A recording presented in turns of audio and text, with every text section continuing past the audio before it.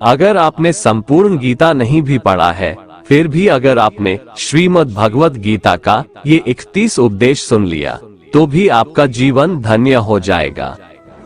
श्रीमद् भगवत गीता के पास दुनिया की हर समस्या का समाधान है, आपके हर सवालों का जवाब है। भगवत गीता ही है जो आधुनिक युग में समस्याओं से घिरे हुए मनुष्य को एक कर्मशील जीवन जीने के लिए प्रेरित करती है। गीता ऐसे प्रेरणादायक संदेशों का महासागर है जो जीवन से निराश मनुष्य को आशाओं से भर देती है। श्रीमद् भगवत गीता एकमात्र ऐसा ग्रंथ है जो मनुष्य को जीने का सही तरीका बताती है। गीता जीवन में धर्म, कर्म और प्रेम का पाठ पढ़ाती है। श्रीमद् भगवत गीता का ज्ञान मानव जीवन और जीवन के बाद का जीवन दोनों के लिए उपयोगी माना गया है। भगवत गीता में कुल 18 अध्याय है और 700 श्लोक है, जिसे सभी के लिए पढ़ पाना थोड़ा मुश्किल है। इसीलिए आज के इस बेहद ही खास वीडियो में हम श्रीमद् भगवत गीता के 31 विचारों के बारे में बात करने वाले हैं, जिन्हें जानकर आपका जीवन पूरी तरह से बदल जाएगा। इसलिए इन विचारों को आप हर रोज जरूर सुने। तो चलिए जानते हैं भगवत गीता के 31 महत्वपूर्ण विचारों को। भगवान श्री कृष्ण कहते हैं, कर्म करो लेकिन फल की इच्छा मत रखो। अर्थात अपने सारे कर्म भगवान को समर्पित करके करो। जो लोग इस प्रकार से कर्म करते हैं वह कर्मयोगी कहलाते हैं। कर्मयोगी की स्थिति इस संसार में एक दाता के समान है और वह कुछ पाने की कभी चिंता नहीं करता। वह जानता है कि वह दे रहा है और बदले में कुछ मांगता नहीं, और इसीलिए वह दुख के चंगुल में नहीं पड़ता। कर्म फल का त्याग कर धर्मनिरपेक्ष कार्य का संपादन भी पूजा के समान हो जाता है। संसार का कोई भी कार्य ब्रह्म से अलग नहीं है, इसलिए कार्य की प्रकृति कोई भी हो, निष्काम कर्म सदा ईश्वर को ही समर्पित हो जाता है। पुनर्जन्म का कारण वासनाओं या अतृप्त कामनाओं का संचय है। कर्मयोगी कर्मफल के चक्कर में ही नहीं पड़ता, अतः वासनाओं का संचय भी नहीं होता। इस प्रकार कर्मयोगी पुनर्जन्म के बंधन से भी मुक्त हो जाता है और वह परमात्मा के परम धाम को प्राप्त होता है। मृत्यु का भय होना अज्ञानता है। मृत्यु सिर्फ इस नश्वर शरीर की होती है, लेकिन आत्मा अजर अमर है। शरीर के मारे जाने पर भी आत्मा का नाश नहीं होता। आत्मा को शस्त्र काट नहीं सकते और न अग्नि इसे जला सकती है, जल इसे गीला नहीं कर सकता और न ही वायु इसे सुखा सकती है।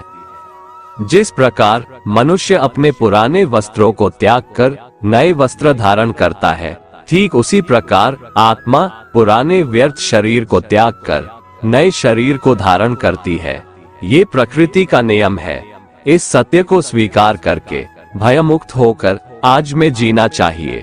ज्ञानी व्यक्ति ना तो मरने वाले का शोक करते हैं और ना ही उनका शोक करते हैं जो अभी जिंदा है, क्योंकि वो जानते हैं जो मर गया वो फिर से जन्म लेगा और जो जिंदा है वो एक दिन जरूर मरेगा। भगवान श्री कृष्ण कहते हैं, मनुष्य का मन वायु की तरह चंचल है। यह मन ही है जो मनुष्य को काम वासनाओं की तरफ भटकाता रहता है। अगर जीवन को सफल बनाना है तो मन पर काबू करना बहुत जरूरी है। मन को वश में करने से दिमाग की शक्ति केंद्रित होती है, जिससे कार्यों में सफलता मिलने लगती है। गीता के अनुसार जिस व्यक्ति ने अपने मन पर काबू पा लिया, वह मन में पैदा होने वाली बेकार की चिंताओं और इच्छाओं से भी दूर रहता है। साथ ही व्यक्ति अपने लक्ष्य को भी आसानी से प्राप्त कर लेता है। अगर मन को वश में नहीं करोगे तो वह तुम्हारा सबसे बड़ा शत्रु बन जाएगा। जो मनुष्य सुख और दुख में शांत रहता है, जिसके राग, भय और क्रोध नष्ट हो गए हैं, जो मनुष्य शुभ और अशुभ वस्तु को पाकर न प्रसन्न होता है और न द्वेष करता है, जिन्होंने अपनी इंद्रियों को वश में कर लिया है, वह स्थिर बुद्धि मनुष्य मुनि के समान है। ऐसा मनुष्य स्थिर चित्त और इंद्रियों को वश में करके ज्ञान द्वारा परमात्मा को प्राप्त करके हमेशा संतुष्ट रहता है। हमेशा शक करने वाला व्यक्ति कभी शांति प्राप्त नहीं कर पाता है। वह ना तो इस लोक में धन, ऐश्वर्य या यश की प्राप्ति कर सकता है और ना ही परलोक में स्वर्ग की प्राप्ति कर सकता है, क्योंकि जब तक मनुष्य किसी भी विषय में संशय युक्त रहता है तब तक वह उस विषय में सफलता नहीं पा सकता। इसलिए संदेह करने से बचें। क्रोध मनुष्य को नरक की ओर ले जाने वाला द्वार है। क्रोध करने से व्यक्ति का मन अशांत हो जाता है और उसकी स्मरण शक्ति भ्रमित हो जाती है। स्मृति में विभ्रम होने से उसकी बुद्धि नष्ट हो जाती है और फिर व्यक्ति का पतन हो जाता है। भगवान श्री कृष्ण कहते हैं, मनुष्य को क्रोध करने से बचना चाहिए। कितना भी गुस्सा आए, स्वयं को शांत रखने का प्रयास करें।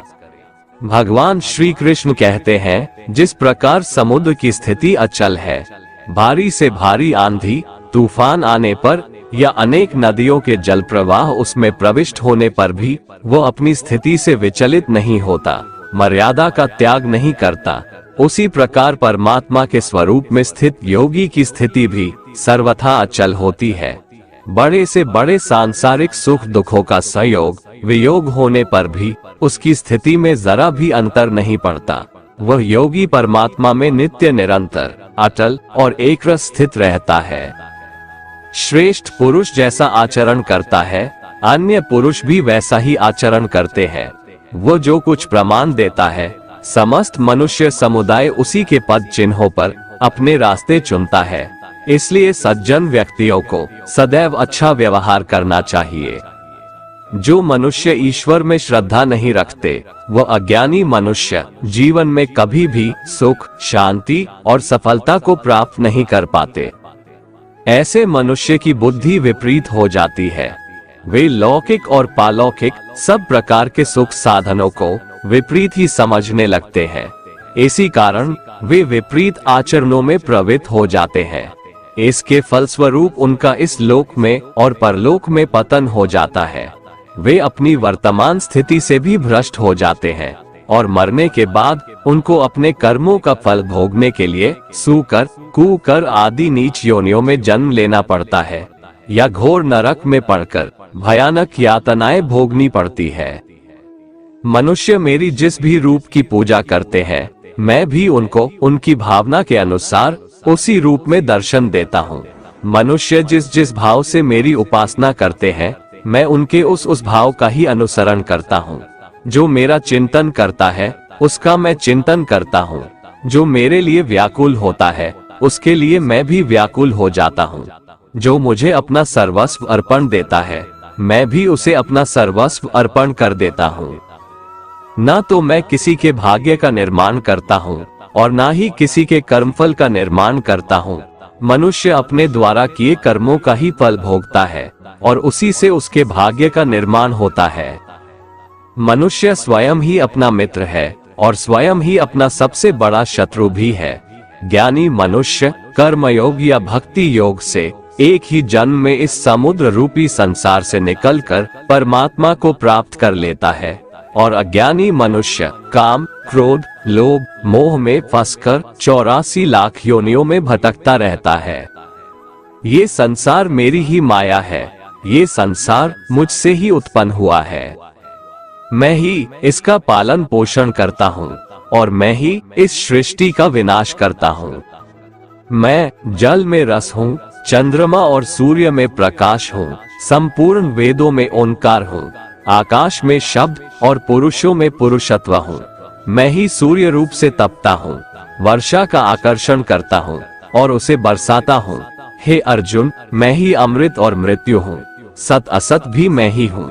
मैं धरती की मधुर सुगंध हूँ, मैं अग्नि की ऊष्मा हूँ, सभी जीवित प्राणियों का जीवन और सन्यासियों का आत्म संयम भी मैं ही हूँ। मैं भूत, वर्तमान और भविष्य के सभी प्राणियों को जानता हूँ, लेकिन वास्तविकता में मुझे कोई नहीं जानता। जब जब इस संसार में धर्म की हानि और अधर्म की वृद्धि होती है, तब तब अधर्म का विनाश कर धर्म की पुनर्स्थापना हेतु मैं अपने एक नए रूप को रचता हूँ और मनुष्यों के सम्मुख प्रकट होता रहता हूँ। यदि कोई दुराचारी भी अनन्य भाव से मेरा भक्त बनकर मुझको भजता है, तो वह पुरुष भी साधु के समान है, क्योंकि उसने भली भांति निश्चय कर लिया है कि परमेश्वर के भजन के समान अन्य कुछ भी नहीं है। जो हुआ वो अच्छा हुआ, जो हो रहा है वह भी अच्छा हो रहा है, जो होगा वह भी अच्छा ही होगा। जो बीत गया उसका तुम पछतावा ना करो और भविष्य की चिंता भी ना करो, अभी तो वर्तमान चल रहा है। जिस प्रकार प्रकाश की ज्योति अंधेरे में चमकती है, ठीक उसी प्रकार सत्य भी चमकता है। इसलिए व्यक्ति को सदैव सत्य के मार्ग पर चलना चाहिए। कितना भी बुरा वक्त आ जाए, कभी विचलित नहीं होना चाहिए, बल्कि डटकर उसका सामना करना चाहिए, क्योंकि इस संसार का नियम है, जो आया है उसे दुख का सामना करना पड़ेगा। रोने से और चिंता करने से कोई फायदा नहीं होने वाला है, बल्कि इससे दुख और बढ़ेगा। कोई आदमी चाहे लाख चीजें जान ले, चाहे वो पूरे जगत को जान ले, लेकिन अगर वह स्वयं को नहीं जानता तो वह अज्ञानी है। मानव कल्याण ही भगवत गीता का प्रमुख उद्देश्य है। इसलिए मनुष्य को अपने कर्तव्यों का पालन करते समय मानव कल्याण को प्राथमिकता देना चाहिए। श्री कृष्ण कहते हैं, जो तुम्हारा साथ देता है तुम उसका साथ दो, जो तुम्हें धोखा देता है तुम उसे त्याग दो। जहाँ बारिश ना हो वहाँ फसल खराब हो जाती है, और जहाँ संस्कार ना हो वहाँ नस्ल भी खराब हो जाती है। हे अर्जुन, वह जो वास्तविकता में मेरे उत्कृष्ट जन्म और गतिविधियों को समझता है, वो शरीर त्यागने के बाद पुनः जन्म नहीं लेता और मेरे परम धाम को प्राप्त होता है। वो व्यक्ति जो सभी इच्छाएं त्याग देता है और मैं और मेरा की लालसा और भावनाओं से मुक्त हो जाता है, उसे अपार शांति की प्राप्ति होती है। जिस मनुष्य के अंदर ज्ञान की कमी और ईश्वर में श्रद्धा नहीं होती, वो मनुष्य जीवन में कभी भी आनंद और सफलता को प्राप्त नहीं कर पाता। ईश्वर ने हमें जो कुछ भी दिया है वही हमारे लिए पर्याप्त है, और यही एक अटल सत्य भी है। ईश्वर से किए गए प्रार्थना से इंसान की परिस्थिति या तकदीर बदले या ना बदले, पर उस प्रार्थना से इंसान के चरित्र में जरूर बदलाव आता है। बात इतनी मधुर रखो कि कभी वापस भी लेनी पड़े तो आपको कड़वी न लगे। खुद में थोड़ा स्वाभिमान होना जरूरी है, वरना लोग आपको वहां भी दबाने की कोशिश करेंगे जहां आपका अधिकार है। जब तक तुम अपने आप से नहीं हार जाओ, तब तक दुनिया की कोई ताकत तुम्हें हरा नहीं सकती है।